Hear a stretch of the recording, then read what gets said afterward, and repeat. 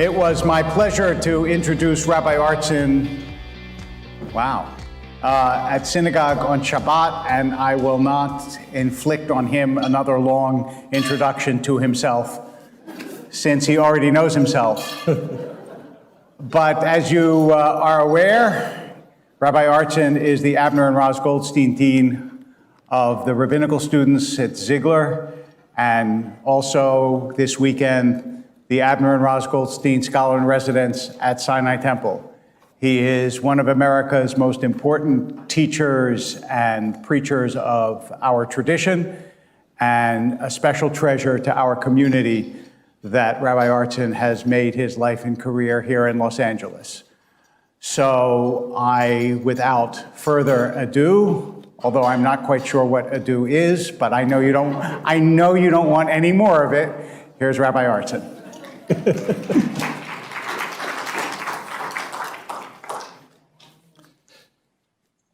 So yesterday, the little-known fact that they shared was that I grew up with a pet octopus. Today, what I'll tell you that is little known is that Rabbi Wolpe and I had the pleasure of taking a Kabbalah class while studying in rabbinical school together. There was a visiting Israeli scholar who is a genius. And the challenge with him was we never knew whether we didn't understand what he was saying because he spoke Hebrew with no vowels, or because it's Kabbalah, so who knows what they're talking about.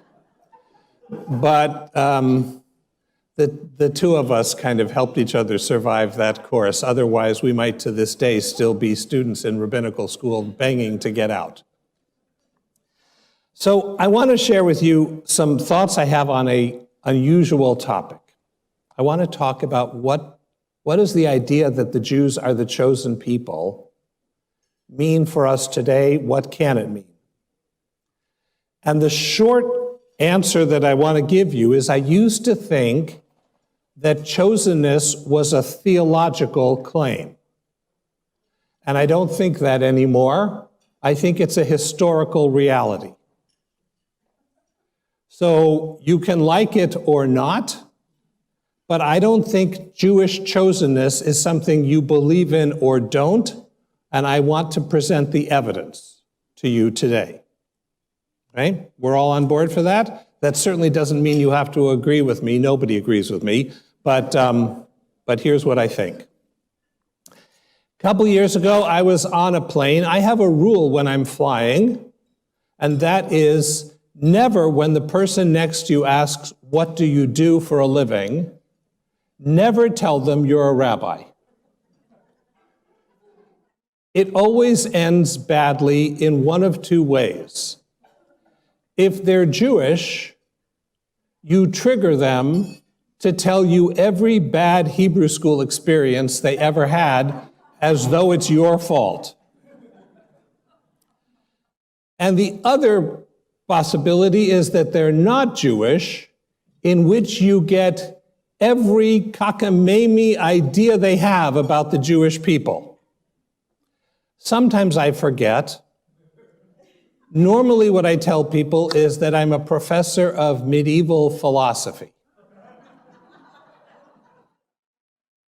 Nobody has anything to say to a professor of medieval philosophy. But sometimes I forget, and I blurt out I'm a rabbi, which I instantly regret. And one time, the woman next to me responded by saying, "I'm so glad that God chose your people." And I, being me, said, because I had already gone that far in, I said, well, I'm not always comfortable with the idea of being chosen. And she got offended. And she said, we Christians consider ourselves the branches grafted onto the tree. And if the tree rejects its roots, where does that leave us?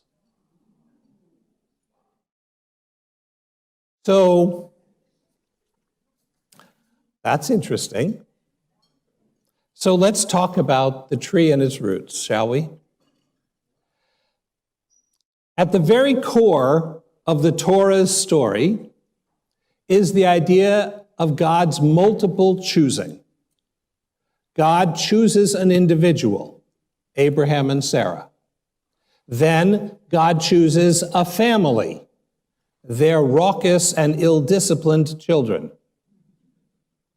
And then God chooses a people. The rabbis understand the event at Sinai like a wedding, in which Sinai, the mountain, was held over us like a chuppah, like a wedding canopy. And that combined story of the exodus from Egypt, going to Sinai, and there being wedded to the creator of the universe, that is at the heart of everything Jewish ever since. And there's chosenness for you. God marries the Jewish people. And we have been married to each other ever since. And I am assuming I'm not the only one who will point out that marriage has seasons. It has neighborhoods. There are times where you're closer. There are times where you're less close. Those are the times, by the way, I'll just point out where you want to be extra careful what you say. And you trust that the closeness will return. But marriage is a waxing and waning and a commitment to hold on regardless. So we are in this wedded relationship to the Ribono Shel Olam, to the creator of the world. And there's a kind of mutual commitment in it. We do mitzvot, we study Torah, God continues to fill our hearts and our minds with Torah, and then God's supposed to bring blessings and security. I don't mean to be critical here, but I think there are some quality control issues on the other side of the relationship. Okay, but to God's credit, we did get the gift of the land of Israel. That was nice.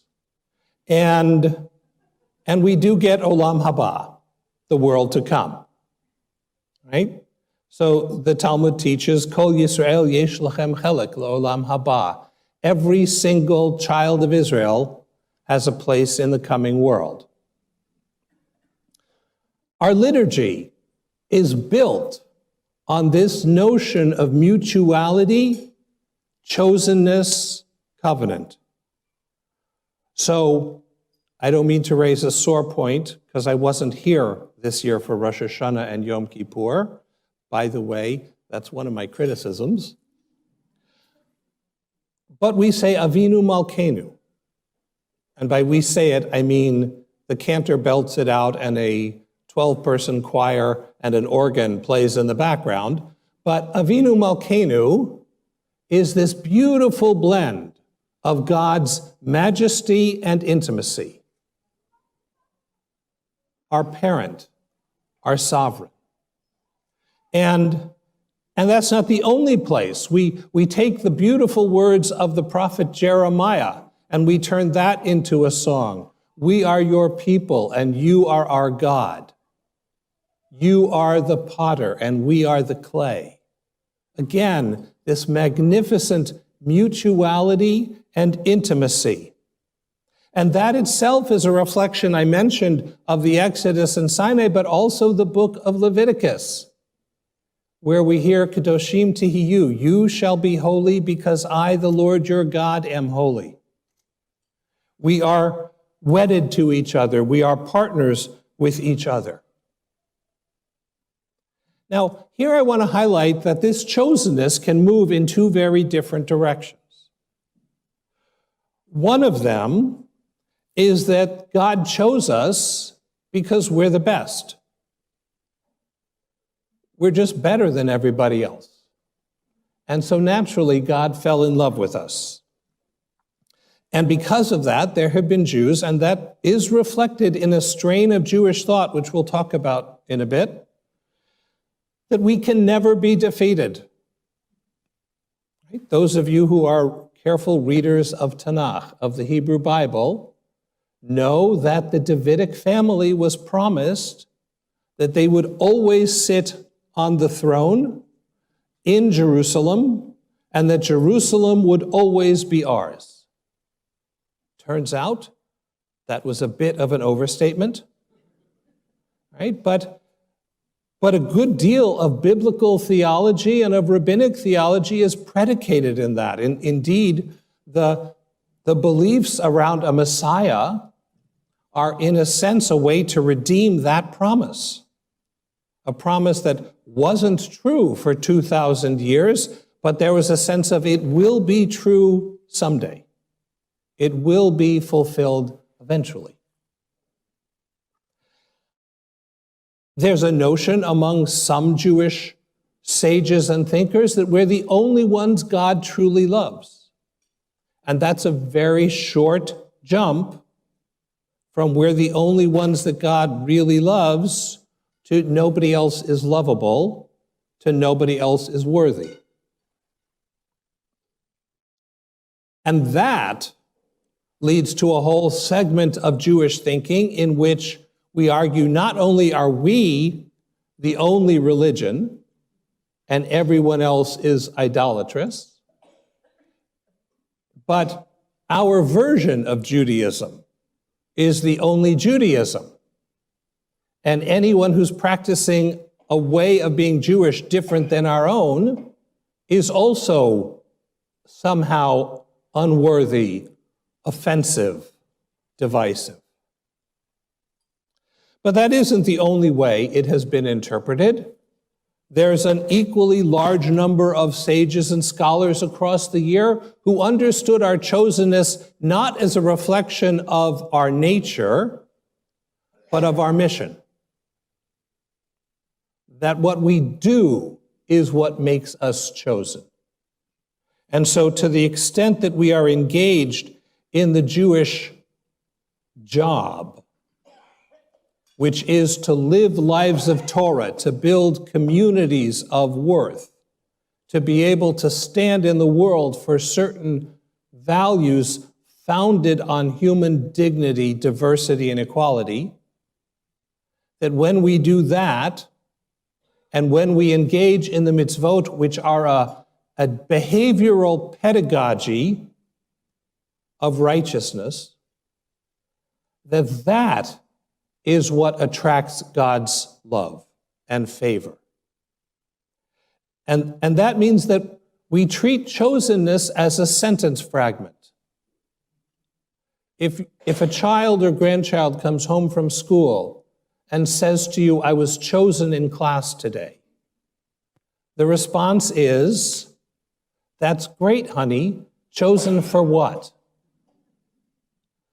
And that's a reasonable response to the Jewish claim for chosenness. We were chosen, great.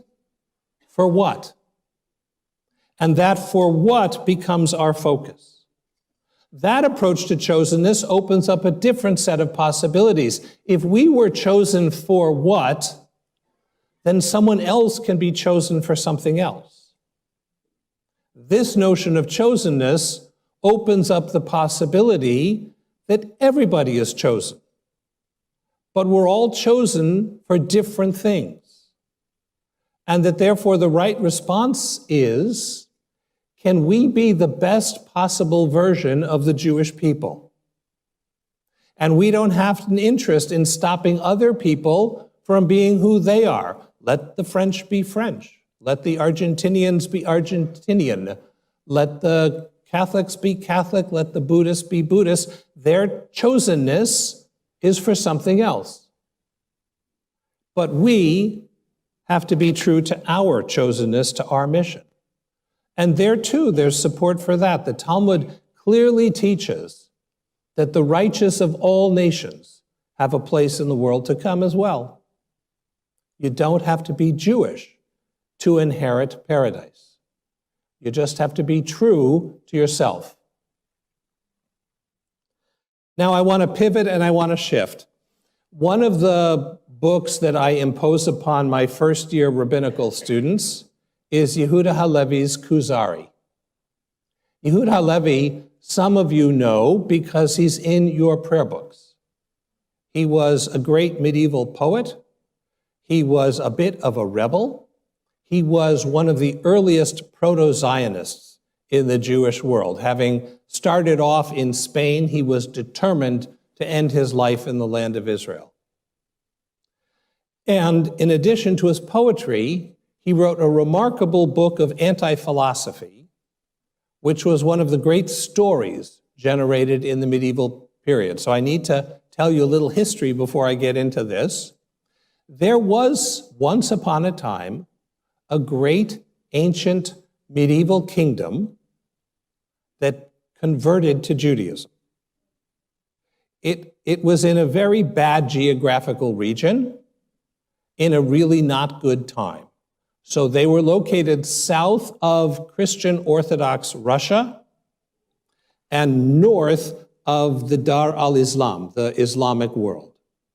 That's a bad place to be. And the royal family, the Khazar family, decided that the way to solve that problem diplomatically was to be none of the above. So they converted to Judaism. Their people did not. The Khazar people, nobody back then was interested in what common people did anyway, but the entire nobility for a good 200-300 years practiced a non-rabbinic form of Judaism. And you can imagine, for the oppressed Jews in Tunisia, Morocco, Spain, France, the idea that somewhere in the East there's a powerful kingdom in which the big shots are Jewish, that fired the imagination. So Yehuda Halevi tells a story about how this happened, and it's fiction, but it's brilliant. He argues that this pagan Khazar king was trying to figure out what to do with his life, and he kept having nightmares that his life was unworthy, that it wasn't going to amount to anything. So he decided to try to fix that by calling in a philosopher. And the philosopher tried to persuade him that doing philosophy itself would make his life better, and that worked until he asked the fatal question, well, tell me, are philosophers more moral than everybody else? You know the answer to that question. So he said, well, if it doesn't make a difference in how they live their lives, why bother? Okay. Then he just said, as an alternative, I'll bring in some religious leaders. So he brought in a Catholic priest who tried to explain to him why he ought to be Christian. And he listened along and he said, I have two problems with that. He said, one is, you guys keep going to war against each other. Right? If Christianity is the path of peace, how is it you're all killing each other? Why do you have knights with swords and shields and spears if you're the religion of peace? Hard to answer. So he asked him again, I have a second question for you. If you couldn't be Christian, what would you be? And the priest said, if I couldn't be Christian, I'd be Jewish. Because at least they have the prophets of Israel, they worship the God of Israel, so that would be my fallback. Okay, he stored that away. He brought imam to teach about Islam. He got the same story. He said, same question, you guys are waging war everywhere you go, right? I don't think you're behaving better than other people do. If you couldn't be Muslim, what would you be?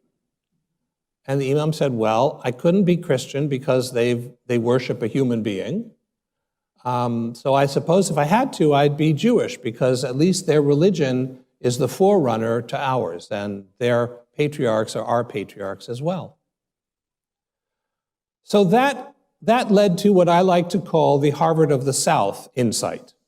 When I was on a college tour, I'm going to say something incredibly snotty here. When I was on a college tour for high school, we went to schools in the South where they would brag that they were the Harvard of the South. And then we went to schools in the Middle States where they told me they were the Harvard of the Middle States. And then we went to Harvard, where they just said they were Harvard. So I went to Harvard. It occurred to the Khazar king, if everyone's fallback position is Judaism, maybe I should look into Judaism. So he brings a sage, Jewish sage, and the guy starts to tell him the Jewish story, but he doesn't start with creation, he starts with revelation. He starts with Mount Sinai. And the king says, this is bizarre. Why are you not starting with the creation of the world? And the Jewish sage told him, the creation of the world doesn't lead to anything particular. Everybody is the beneficiary for the creation of the world. But what leads to a way of life is a God who reaches out to talk to you. And then he offered a proof for the Torah revelation that I want to share with you. I'm not going to give you time to break it, but I'm going to tell you, in all the years I've taught philosophy, I offer this challenge to my rabbinical students. They have never solved the problem.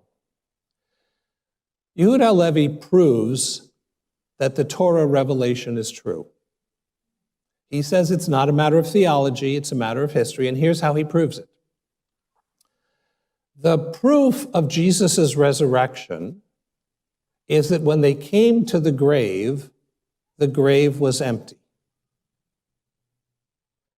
Does that prove that he had to be resurrected from the dead and is sitting on the right hand of God? No. Anybody who's been to the Middle East knows that empty graves are pretty common.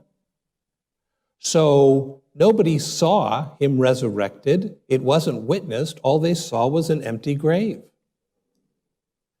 How about the Quran? Did anyone see the angel dictating the Quran to Muhammad? No, he was alone in a cave. And then he came out with this book, and the first person to believe it was his wife, Fatima.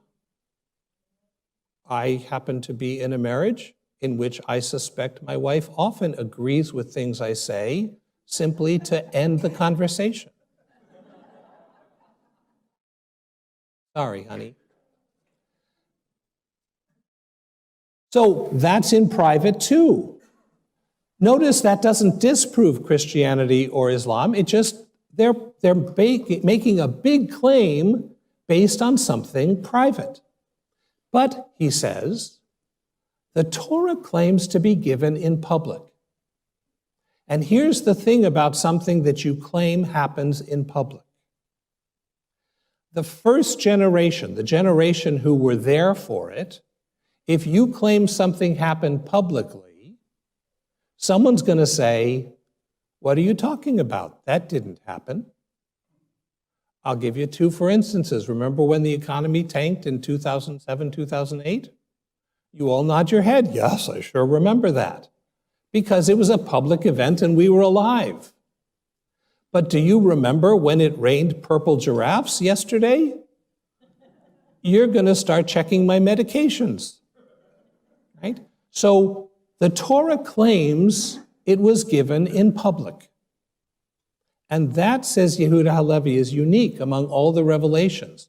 What would have happened if Moses had said to the Jewish people, you all saw the giving of the Torah. You were there at the foot of Mount Sinai. You heard the thunder and the lightning. You heard God's voice. You saw God call me up to the top of the mountain. You were witnesses of that. That first generation, if they weren't witnesses of that, what would they have done? They would have said, you're making it up. So the key to Halevi's argument is the claim that it happened in public. For the second generation, it's just tradition, like everybody else.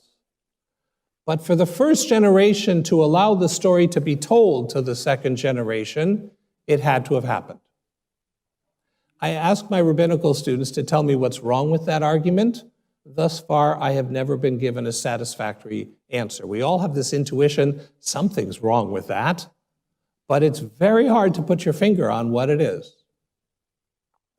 So based on that, he says the giving of Torah is not theological, it's historical. The interpretation of Torah, that for sure is theological. What the Torah means for us today, that's your business to decide. But that it was given by God in public, that's a matter of history. Which means that for him, chosenness is a matter of the historical record. And of course, what he has to answer in the medieval period is, if we're chosen, why is it so difficult to be a Jew? And he gives a related answer to that. He has two metaphors. The first is the canary in the coal mine. You all know you bring the canary into the coal mine because they're more sensitive to the lack of oxygen. So that if you see the canary start to act sick, you get everybody out. The Jews are like that. He says, we are like the heart compared to the other organs.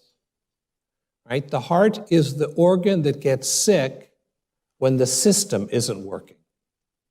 So it's not always a defect of the heart, it's a defect of the system. So when mankind acts with greed and selfishness and violence, the Jews suffer first and most. Not because of anything we do or don't do, but because we are the heart of humanity. And he then says, and that's why Torah, Nevuah, only happens with the holy people in the holy place. Within the land of Israel, that's the only place prophecy occurs.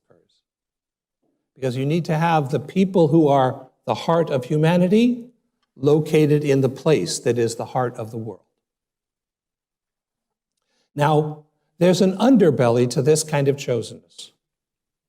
The underbelly is a kind of Jewish supremacy which has reared its head throughout our history and continues to.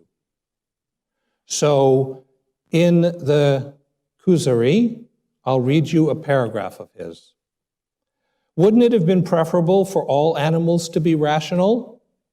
You have forgotten in this connection about the succession of Adam's progeny and how the prophetic divine order dwells within an individual who's the best of his brothers and the choicest offspring of his father, so that one succeeds another continuously and inherits that light.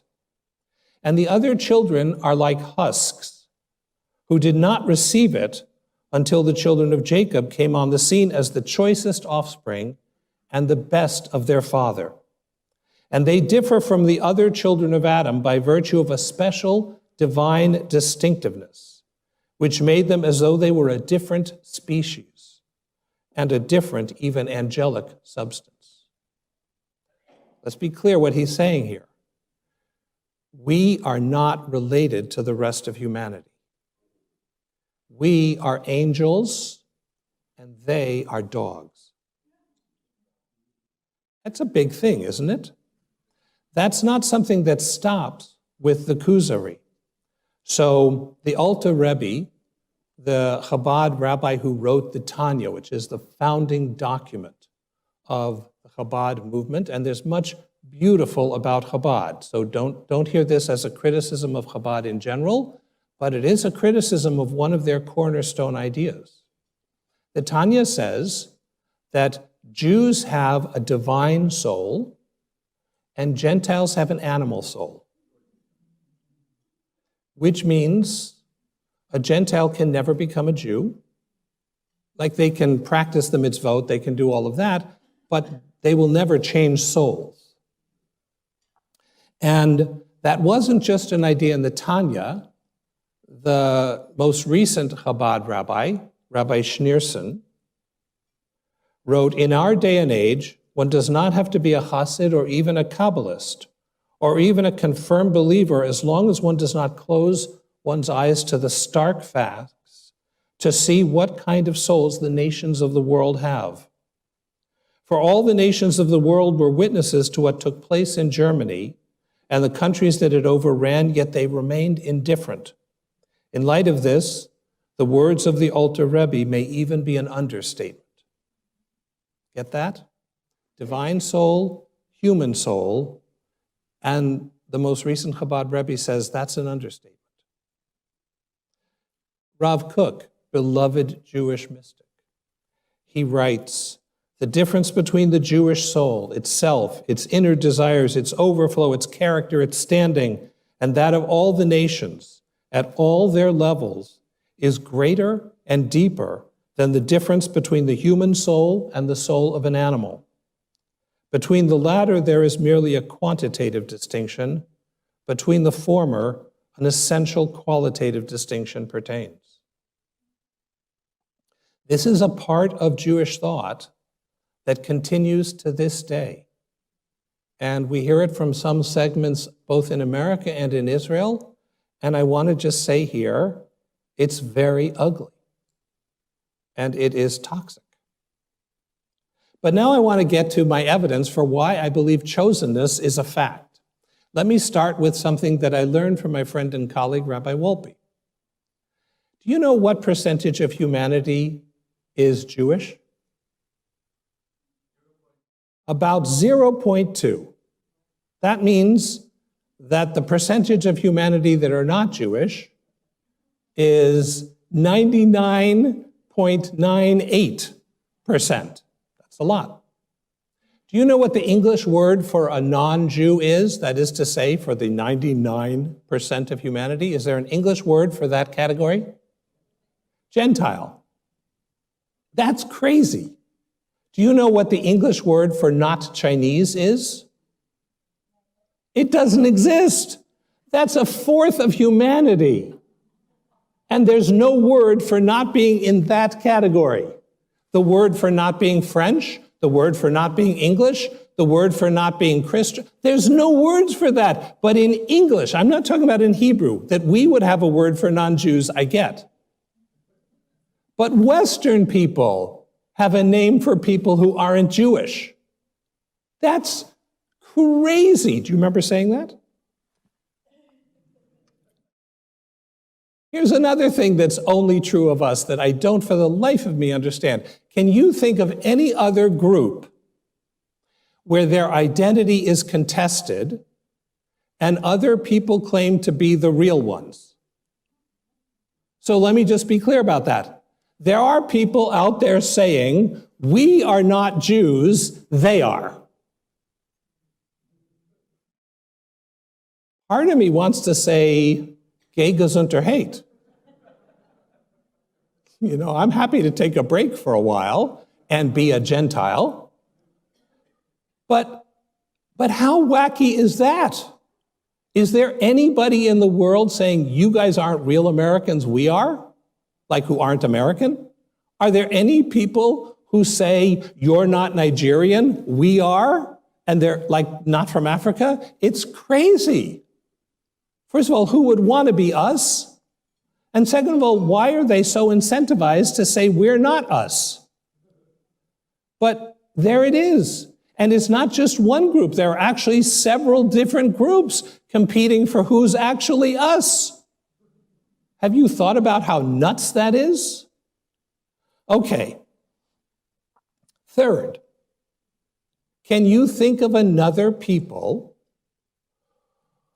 who rise onto the historical stage and then just keep going? Where is Pharaonic Egypt? Where is ancient Greece? Where's imperial Rome? Where's Tsarist Russia? These nations rise and crash, and rise and crash, and we are the ever-ready rabbits of history. We just keep marching forward. Now, I have a theory about this. Hear me out. I think that's because other nations associate themselves with things that matter. Land acquisition, power, wealth, oppression. And we argue about which end of the egg comes out of the chicken first. And if the chicken lays its egg on a Friday afternoon, are you allowed to prepare it on the Sunday of Yontif? We scream at each other about this stuff while nations rise and fall all around us, and we're too distracted to notice. We just hear a loud noise and we look out the window and go, what was that? And back to the egg. But for whatever reason, here we be. And people have been predicting our demise from the moment we started. Can you think of another nation like that? I can't. Or, related to that, can you think of another nation where the entire world identifies with its heroes? Let me put that in two ways because it's related to that.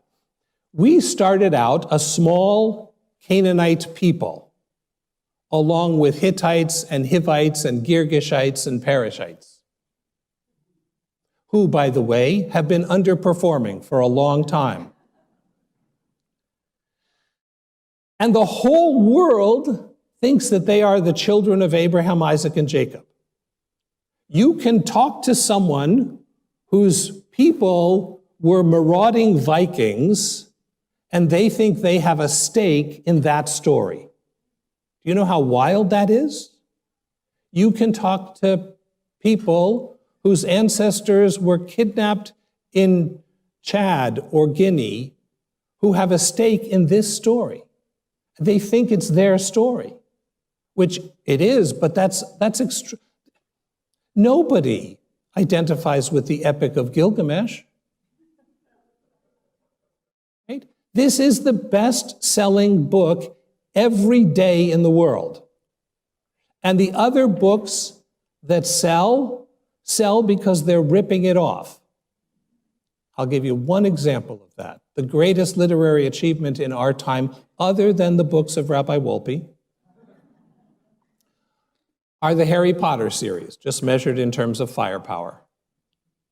It's our story.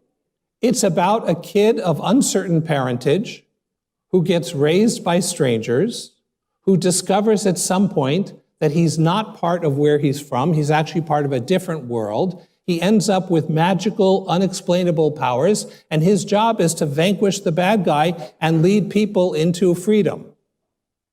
That's the Harry Potter story. Where have I heard that before? Right? That story has been liberating humanity for all times. It's just an obscure Iron Age, ancient Near Eastern legend. But it's become the story of the world. How do you explain that? How do you explain that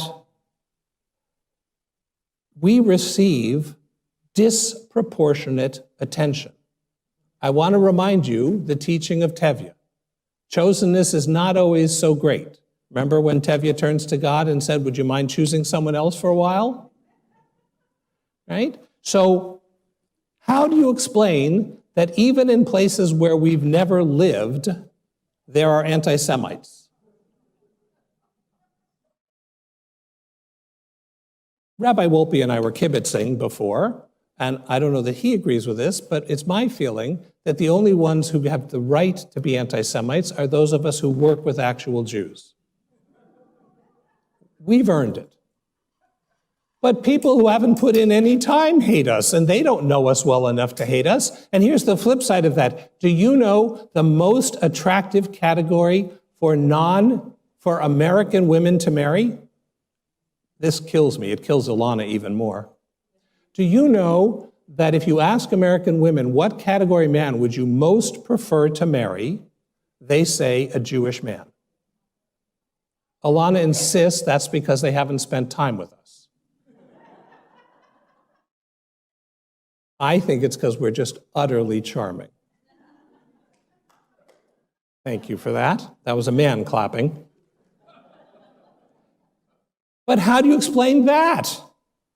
Right? How do you explain that there were no UN resolutions last year about China, about Tibet, about Nigeria? You know where this is going.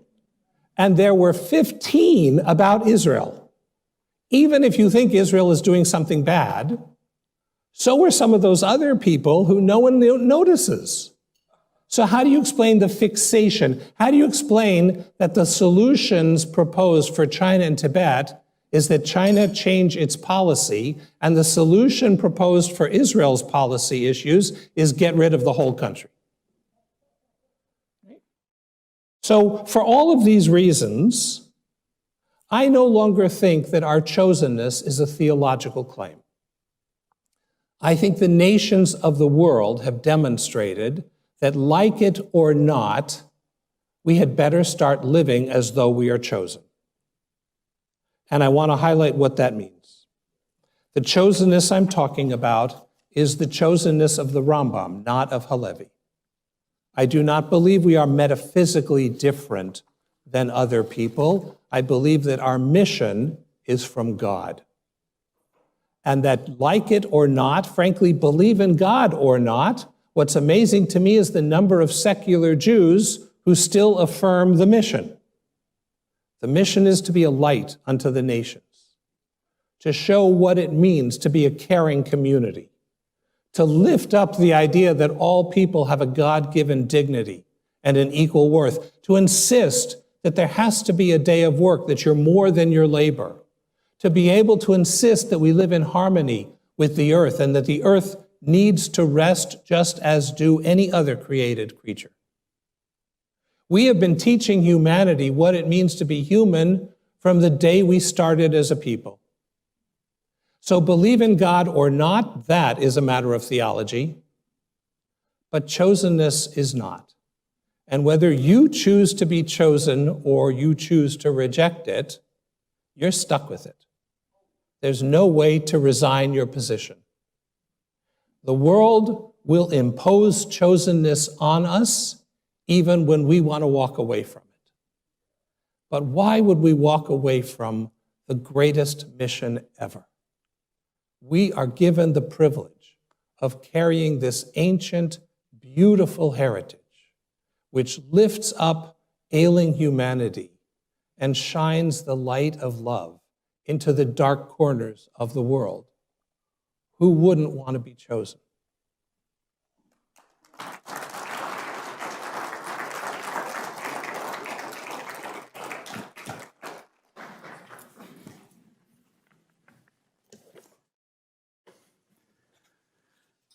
Thank you for that beautiful, stirring, and important talk. I'm amazed that you did all that without mentioning Nobel Prizes. I don't get it. How do you talk about how great we are without saying that we won like a third of all the Nobel Prizes when we're 0.2 of the population?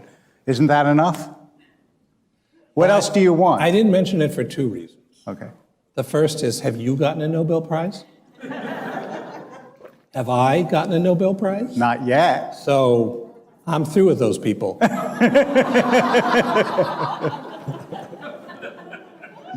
The second is, more seriously, I think that's a fluke. It is an extraordinary fluke, but if you look, for example, at who's getting admitted to the top colleges these days, when I was going to school, about a quarter of the undergraduate population was Jewish. That hasn't been true for a while. No. So it may be that was partly because of the determination of immigrant parents that their children should have better lives. And I think the current generation of parents is not quite so desperate, except for the Asian parents, the Korean parents, immigrants from other groups. I could disagree with you about that, because after all, so many of those winners were Jews from Central and Eastern and Western Europe who weren't immigrants. They lived there for a long time, all the physicists who were from Hungary, but we'll let it go. But just the Nobel Prizes too. He's not given up. I did want to ask you, you gave Yehuda Halevi's explanation for anti-Semitism, but clearly this is, there are lots of reasons for anti-Semitism, and it can't solely be because we're the heart of humanity. How much do you think the idea of chosenness has contributed to, or is a spark to people not liking Jews? Thank you. That was actually in the outline, but I didn't get to everything. I don't believe that anti-Semitism is caused by our claim of chosenness, any more than I believe that white racism is caused by black behavior. I think that anti-Semites use chosenness as an excuse for their own bigotry and violence. And I think we need to be very clear and firm about that. Bigotry is caused by bigotry, and then it looks for supporting arguments. So let me just be clear about that. There are individual Jews who behave badly, and I'm ashamed of them. But to turn that into that Jew did something reprehensible and therefore all Jews, that's the bigoted move that is not generated by anything we say or do. It's generated by their need to be hateful and violent. And how much of, I'm going to flip the question now, how much of Jewish achievement, ambition, survival do you think is attributable to the fact that Jews believe they're chosen? Yes. So that, I think, our affirmation that we are chosen, our willingness to embrace that, has contributed immeasurably. Don't forget that for most of our history, we were a downtrodden minority. And what that meant was that out in the world, we were buffeted all the time by the message that we are tainted and unworthy. But any Jew who came home and on Friday night lit candles and sat around that table and sang about the angels noticing us was for that evening the child of royalty. And that carried us through very difficult times. I believe that belief in our chosenness, which again, I think is not just a belief, I think it's an acceptance of a reality. I think that that was a crucial component to Jewish survival and frankly, to Jews surpassing themselves, right?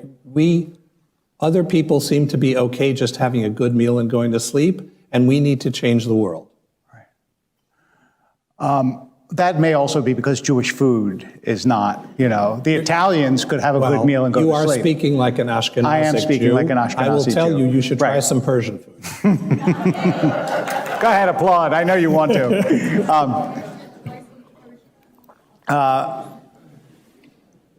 The part that you spoke about, that we've spoken about, I've spoken about a little bit, but that is so uncomfortable for Jews to acknowledge, which is that there is a strain of Jewish, we are just intrinsically better than other people.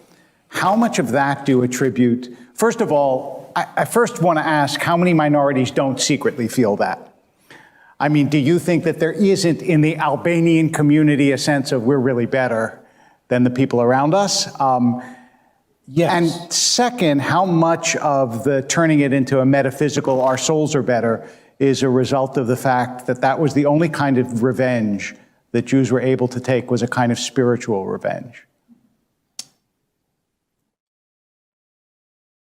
So there's a lot that gets thrown into that. The fact that we are tempted to respond to our haters by saying, oh yeah, we're better than you, I get that psychologically. I certainly understand that. But it's a strain of thought so strong, particularly in the mystical tradition and in the Hasidic tradition, Right.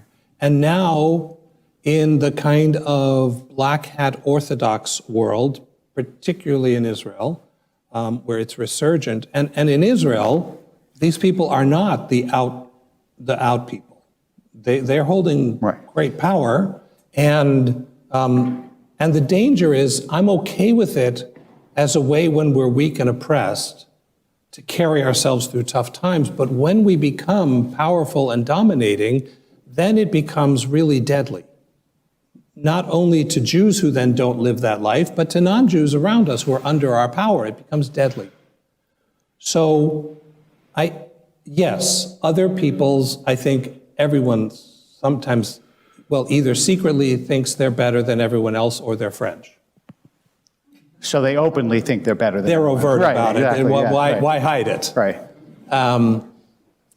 But But I think it's different. I think that the mystical, look, there's a huge debate. Are Jewish ideas responses to things external, or are they generated? And the answer is almost always both. Right. So I think there are certainly external reasons to push some Jews in that direction. And then I think there's the need of all people to just think they're better. It's just, thank God we have people like Maimonides, like Rav Sadia, some of the great Jewish thinkers. The Talmud weighs in definitively and says, I understand psychologically why you want to say that, but it's forbidden. It's forbidden, right? Because among other things, we affirm, I know Sinai affirms this, that someone who isn't born Jewish, who joins the Jewish people, is 100% as Jewish as someone whose great-great-great-grandparents were already Jewish, right? If we're something you can become, then it's about the mission. And that, I think, is what the Torah holds us to. We should say that those who, just because people may be wondering, those who believe that Jews are metaphysically different, but acknowledge that there are converts to Judaism, some of whom have made huge contributions, what they'll say is, this soul was originally Jewish, got lost somehow through the historic, and now is just returning. It's not actually a non-Jewish soul becoming Jewish. Which, by the way, is, I think, as problematic. I've talked to Christian theologians who justify their belief that outside of Jesus there's no salvation by this idea that there are secret Christians. So if you're a righteous Jew, that's because you have, unknown to yourself, already affirmed Christ by your behavior, and therefore you count as in. I find that so distasteful, and it seems just as distasteful when Jews say that. So you didn't, in other words, but it doesn't seem to me exactly, I mean, I don't like it either, but it doesn't seem to me exactly analogous, because what they're saying is you have rediscovered your true origin, which a lot of converts will say about themselves. Yes, but, well, right. The difference is here, they're still making not a claim of, I've discovered the path that gives me meaning. Right. It's that metaphysically, you are part of the angelic, not the animal, and your family who aren't converting, they're animals. Mm-hmm. That's the difference. That's fair enough. So in the catalog, this is such a large and unanswerable question, but take whatever whack at it you'd like. In the catalog of things that plague Jews, how high is the fact that many Jews reject the idea of chosenness? How important is that in restoring Jews or the Jewish people to what we might be or should be, if you had a list of things that afflict us, which God knows is a long list? It is. And I just want to say at the top of that list is funding rabbinical schools. Right, yes. One in particular. Right. And synagogues. Okay. Look, I don't think the world will pivot if tomorrow every Jew signed a document saying, I affirm chosenness. Okay. But what chosenness is part of a web of values, and that, I think, is crucial. So recognizing the interlocking nature of Jewish values, Jewish community, Jewish engagement, Jewish practice, I don't see a meaningful Jewish survival without that web. How that web gets translated into actual lives will vary across communities and generations and individuals. But that web, I think, has always been essential and still is. So I'm glad you said that, because it allowed me to, in my own mind, sort of refine the question or the point that I think is crucial here, which is that we're always talking about Jewish identity. And to affirm that you are chosen is a fundamental statement of identity. And you can't say, I'm a Jew and Jews are chosen, and not have a Jewish identity. Right. That's right. So I think it is a crucial aspect of, and it's the way our people talk about how important that identity is. Yesterday, one of the things I mentioned to those who were here was that it's interesting, there's a good 40% of the Jews these days who claim to not practice any religion. And yet 95% of Jews say that their Jewish identity is very important. There's a bit of a contradiction in that. Yeah. So I know you've had this experience as well. When my brother, who is a professor at the Harvard of the South, Emory, and so is the Dalai Lama professor there, although he no longer comes to Emory because he can't travel anymore. But so when my brother and I were traveling in India, we had an audience with the Dalai Lama in which the first thing that he said was he looked at me and said, "What's this about chosenness anyway?" First thing he said. And then I said, yeah, it's true that Jews believe they're chosen. I said, but we don't necessarily believe we're the only ones who are chosen. Other people can be chosen for different things. We're chosen for our mission. And he laughed and he said, yeah, Tibetans think they're chosen too. There you go. So I think it's pretty universal that. Well, it's universal among Jews and Tibetans, anyway. Right. Isn't that everyone? That covers it for me. That's pretty much it. Did he give you one of the cloth things? Well, he did. He spoke to the Emory students, and then I spoke to the Tibetan monks about how we survived in the diaspora, which is their great, And it was quite wonderful. He spent hours with the students, answered every question. One 18-year-old young woman from Emory. I was going to say girl because 18, when you reach a certain age, still seems like a kid. Don't do it. All right. Got up and asked him a question. His answer was, I'm, however old he was, 80 years old and Tibetan, so you have a lot to learn from me. He said, but I don't know what it's like to be an 18-year-old from Atlanta, so I have a lot to learn from you. Wow. Now that's a remarkable thing for us, for one of the great spiritual leaders in the world to say. So yeah, he was and he's a great experience. He's brought in Jews regularly because he recognizes that Jewish survival is counterintuitive and really unlikely. That's just another way of saying we're chosen. I mean, that's kind of what chosen means, is that the universe has an interest in our perpetuation. And how much do you think we have undersold this theme in non-Orthodox Judaism? I think we have backed away from it because it doesn't easily fit with our general liberal assumptions. And here I want to be explicit, because it's Sinai. By liberal, I don't mean Democrat. I mean, there's a broad classical liberalism that embraces the two major parties in this country, and that liberal rhetoric is very uncomfortable with chosenness, in part because, and here's an irony, Christian triumphalism, you can't go to heaven without Jesus, is an exclusive claim of superiority. Right. Right? Jewish chosenness, outside of that, the group I spoke about, is not. It's what Rabbi Wolpe said to Hello Dolly, right? That there's we each have a mission, and we all need to be true to our mission. So I think chosenness gets filtered through supremacy, but I don't think that's what it's about. And speak to how much the idea of chosenness has gotten woven into the fabric of Americanness, because America clearly thinks of itself as a chosen nation. Yes. Look, I love the fact that when the Continental Congress was creating this country, Ben Franklin, who's one of my heroes in the world, Ben Franklin proposed that the seal of the United States should be the Israelites crossing through the sea to dry land. Because he saw his battle as against a pharaoh with this oppressed but chosen people, which is why our cities have the names like New Canaan, because we were, and there's the underbelly of that too, that it's about supremacy. But here I want to also say the illiberal thing. I believe in American exceptionalism. I think this country is profoundly different, and in part because it has a sense of we carry liberty for humanity.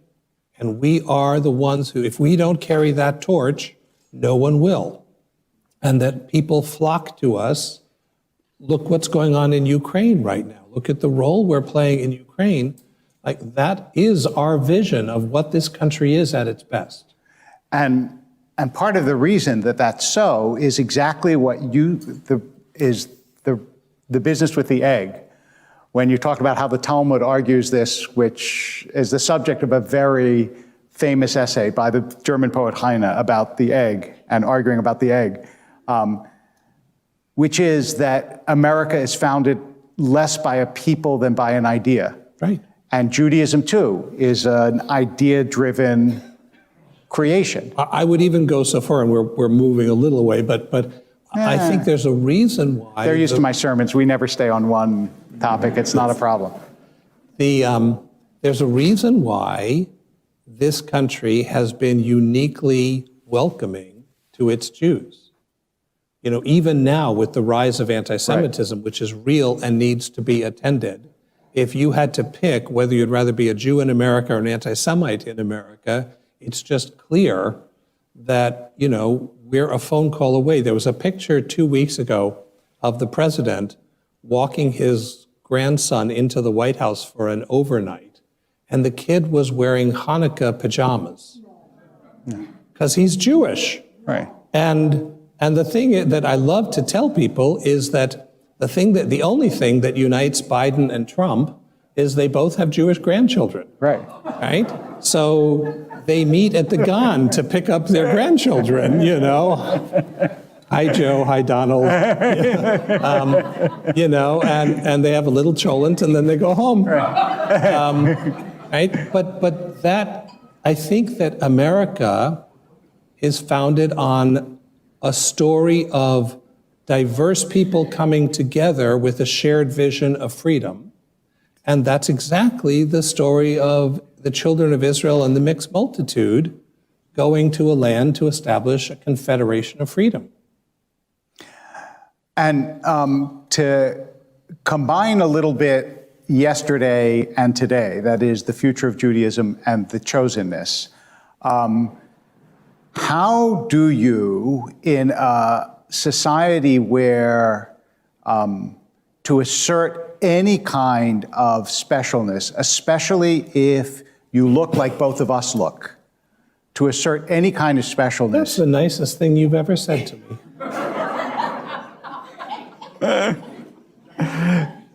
By which I mean... No, leave it alone. Yeah, leave it alone. Leave it alone. Seriously, but I mean, how do you advance this message, not to Jewish audiences, but in general, when we live in a world in which to be a white male and to assert any kind of specialness or uniqueness or specialness, my thesaurus ran out for a second there, is going to get you clobbered in the marketplace of ideas. So I'm sorry to nitpick. I have to nitpick one thing. Please. I am not a white male. I'm not. I'm done with American racial categories. So I'm not white, I'm Jewish. And I look white, except for, you know, my Jewfro, but I'm not white. And I'm not going to check that box anymore, because it's their categories and not mine. The answer I want to give is the way we do that is by holding up that mirror to everybody. I think African Americans are heroic. They were ripped out of a place, their identity was taken from them, and they found resources of spirit to continue and to survive in a consistently hostile and bloody terrorist regime. And they've emerged to be the most avid defenders of American democracy that there is, right? When democracy is assaulted, Black Americans are at the forefront of every resistance. And so I don't think that it's a zero-sum game, and that's what I hold out, is that everyone's distinctiveness makes America great. And I don't want anyone to flatten their uniqueness into some parve neutral story. And in that celebration of the diversities by which we nurture each other, the Jewish diversity is a contribution. That's it. So then, and I think this is exactly I don't want to say the productive, fruitful approach is for Jews to be able to insist on the uniqueness of other groups as well, without which we don't get to insist on our own. Correct. And I want to say here, what is breathtaking, and we're back to my chosenness thing, is we piss off the crazy left and the crazy right whenever we insist on being ourselves. Right. Because we don't fit anybody else's categories. And tough. I'm done trying to fit other people's categories. So we know who we are by our enemies, and we also know who we are by the people who are themselves liberated by our refusal to fit other people's categories. And when you say, I mean, I want to test out my theory, which actually accords a little bit. I'm going to talk about this in part on Wednesday night when I talk about anti-Semitism, but it seems to me that the reason, in large measure, that America has been so hospitable to Jews is that for most of our history, we were the identifiable other. They were like Russians and Jews or Frenchmen and Jews, but there aren't Americans and Jews. There are so many different groups that we're not, as you said, better to be a Jew than an anti-Semite in America. Yes, and I think part of that we owe to the founders of this country and their separation of church and state, which was uniquely helpful to us. I think American encouragement of individual initiative fits Jewish culture. Right. So yes, I think that is a huge piece of why we were able to thrive. So now speak to, if you would, although again, this is a big topic, but it's certainly, to have you here and not get your thoughts about this would be a shame. Speak to how the divisions within the Jewish community are manifesting themselves and making us less powerful and cohesive than we might otherwise be. So, okay. Well, I'm asking this because we don't, I mean, at Sinai, we're as one. So we don't understand how other parts of the Jewish community don't stand together the way we do. Here's, I think, the challenge. We've been so embattled for so long that we've extended our frailty to each other.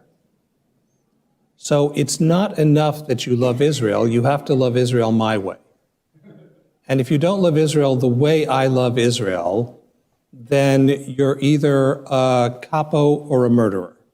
And we do that to each other in every area. So we do that with my way of being Jewish is the only way to be Jewish, and your way leads to extinction or fanaticism. And what we've lost is the ability to say, I'm doing the best I can to make sense of things, and this is what I think works for me and might have something to offer you. Tell me how you do it, and maybe I can learn from that too. Mm-hmm. And I've noticed that, for example, in the way left-wing Jews criticize right-wing anti-Semites, and right-wing Jews criticize left-wing anti-Semites. And nobody takes care of their own. And the way we talk about a cancel culture, and we identify people on the other side who are canceling, but we don't look at our people who are canceling. And we've lost that. Like, I do think the power of a place like Sinai can be that it vociferously nurtures a diverse center. And that takes courage, because that's not the age we live in. This is an age of fragility, and it's an age of, you've hurt my feelings, and therefore you're not allowed to say that. And that, I think, is going to pull us all down. And how are you training rabbinical students to be other than that? I insult them a lot. I remember that from rabbinical school. Yes, you do. Well, that was just practicing. Right. Well, I think that's the ongoing task. How in our age do we nurture diversity of style, of opinion, of practice within a shared parameter? I think we're mostly pretty good at that. You know, I'm pleased, for example, I've been disheartened by the way J Street and AIPAC have been assaulting each other. And I think that's dangerous for the Jewish people. I think they have strong points of disagreement, and I think they should have shared platforms where they argue with each other. But the way they've taken to insulting each other on the public media is just harmful to all of us who love Israel. And I think my students have been, by and large, pretty good about there's a range of ways that we support Israel, and we nurture each other to be Zionist in the way we each understand it. And that, I think, has to be a role model for them to then take out into the world and share with their communities. And how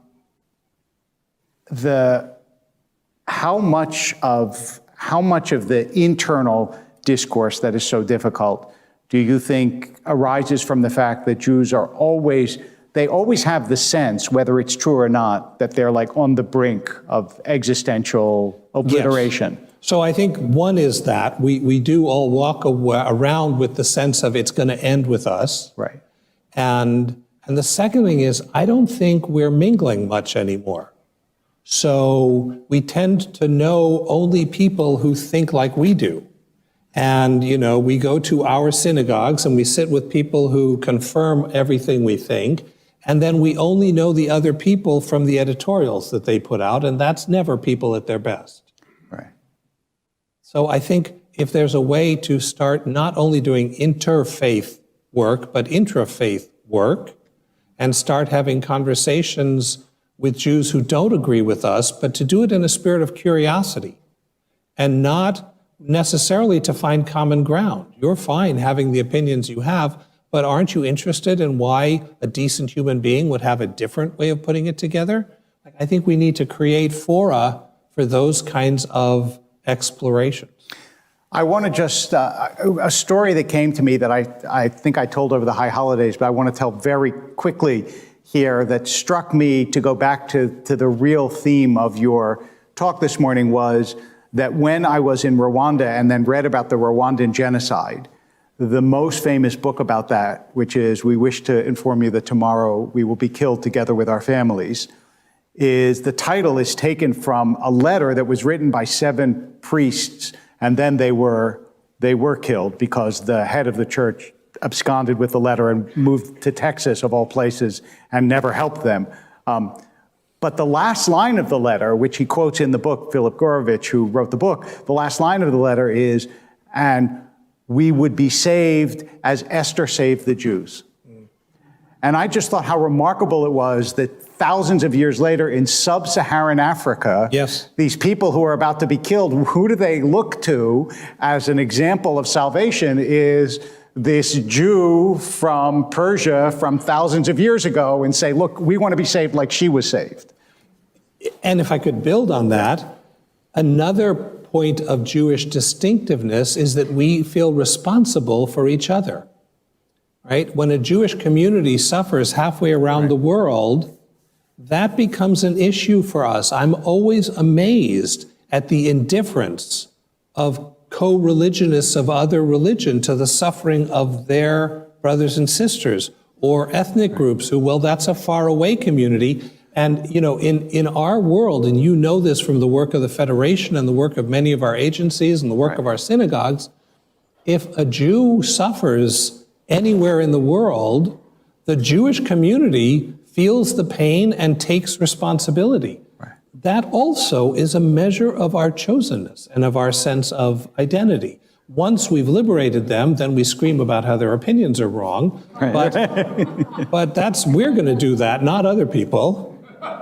And so I'm going to close with 2 more questions, and again, both open questions, so you can take them in lots of directions. About that business about how we all feel responsible for one another.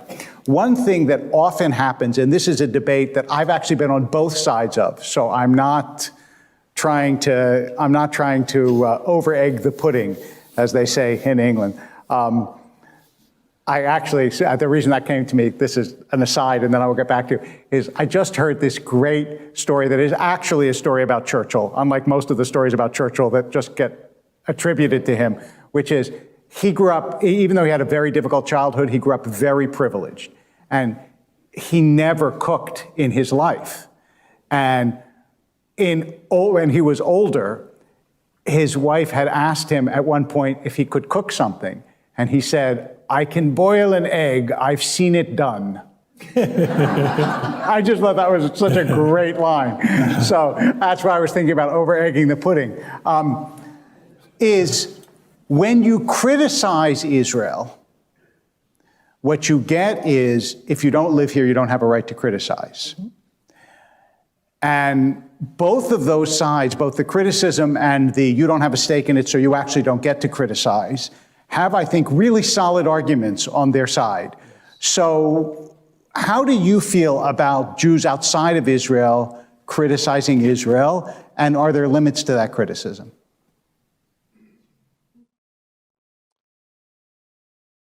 Nobody said it was going to be easy. You're just making sure that I retire when you do. Mm-hmm. Yep.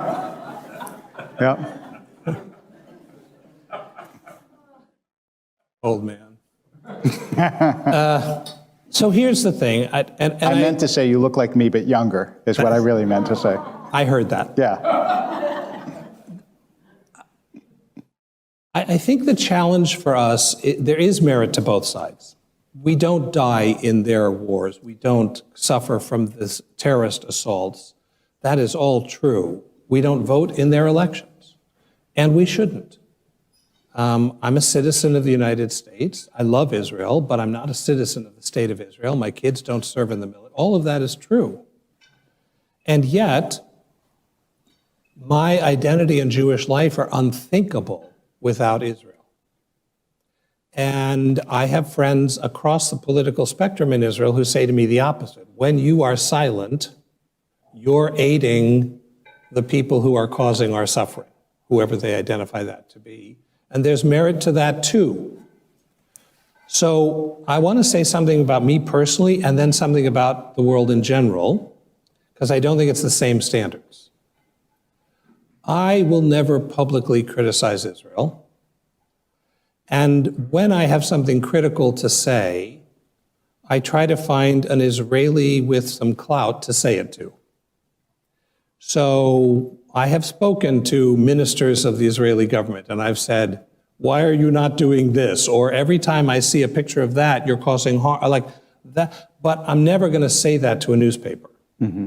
Because the way it gets used out in the world is, see, even Rabbi Artson admits that Israel is a murderous state that should be eliminated. Right. And there's no way for me to say something that won't be put in that context. Do I think everyone should follow that policy? I don't. I think there have to be a range of different responses now in which people put their views forward. But what I would say is any Jew who's going to say something about Israel has to start every single statement with the list of how they love Israel, they believe Israel has the right to exist, the Jewish people have the right to national self-determination, I have a difference about this policy, and here's how I think it should be corrected. And they can't just start with the last two. They have to go through the whole litany every single time.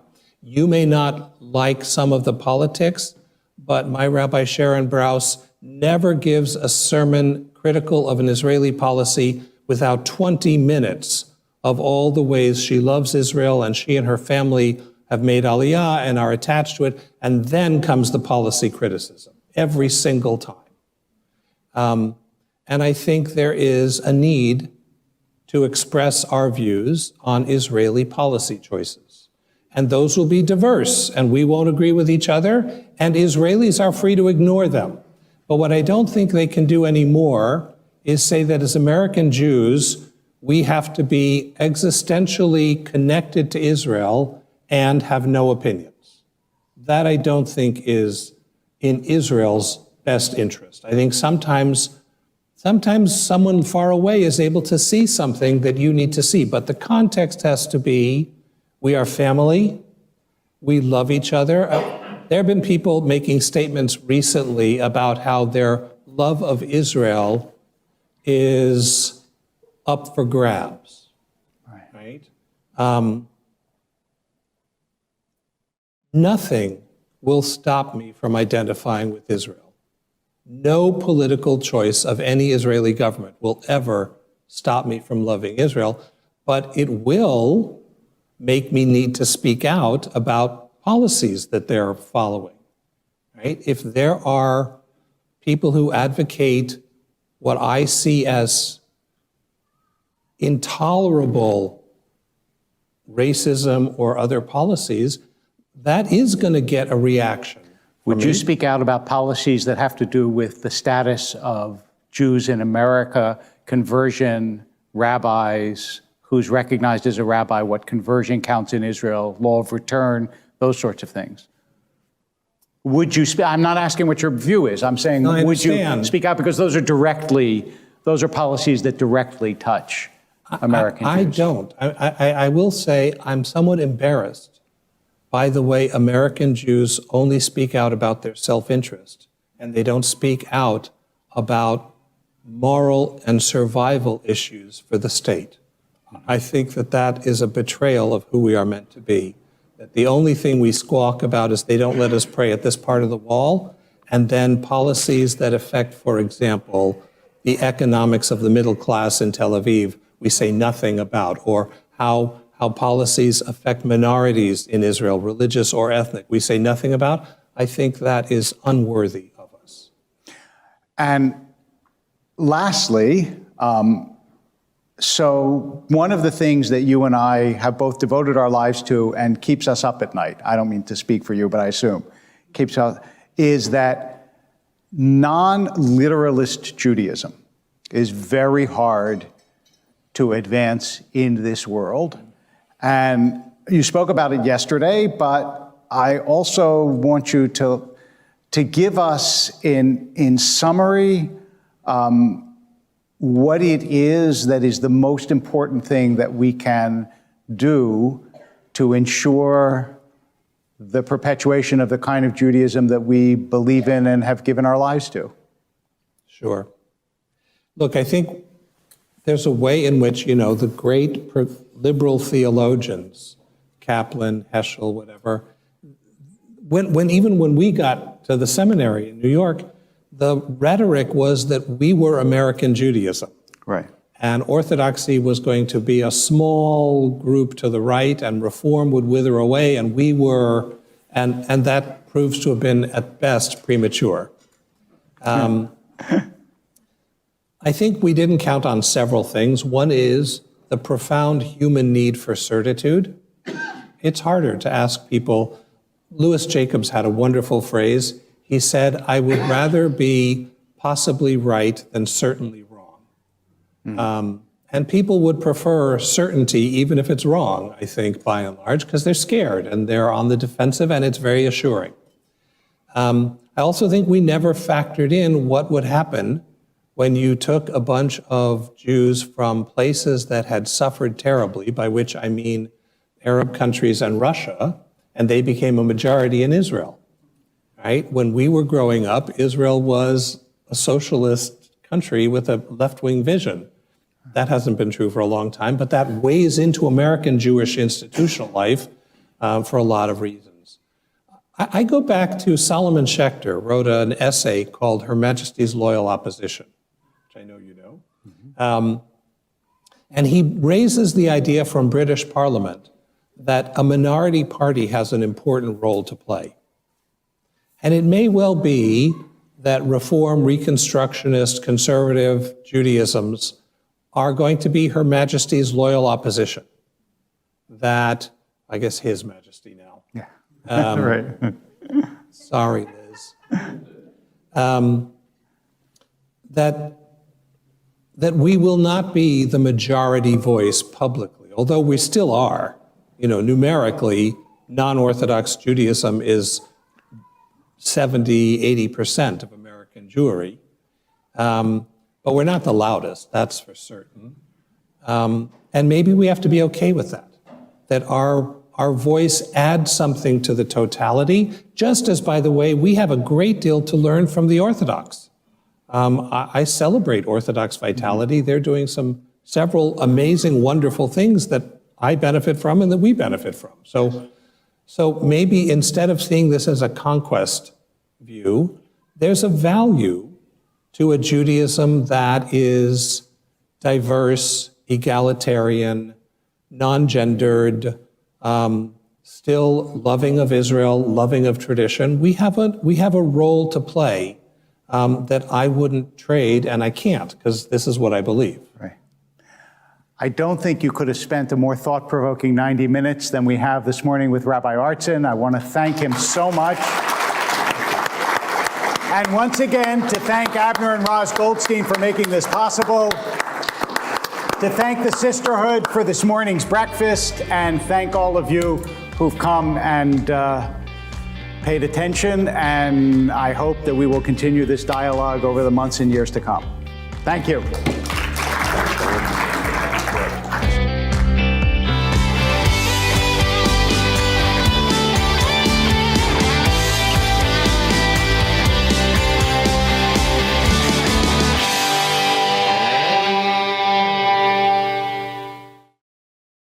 We would be pleased to send a complimentary DVD of this program to anyone who wishes to support JBS with a tax-deductible gift of $36, double chai or more.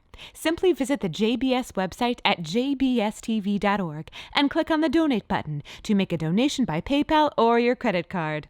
And please indicate the program for which you would like a DVD. Or you can send your tax-deductible check to JBS, Post Office Box 360, Stamford, Connecticut 06904. Or you can call the JBS Pledge Line at 833-MY-JBS-TV. That's 833-695-2788. And again, please remember to indicate which program you would like to receive with our compliments. We thank you for your kind support.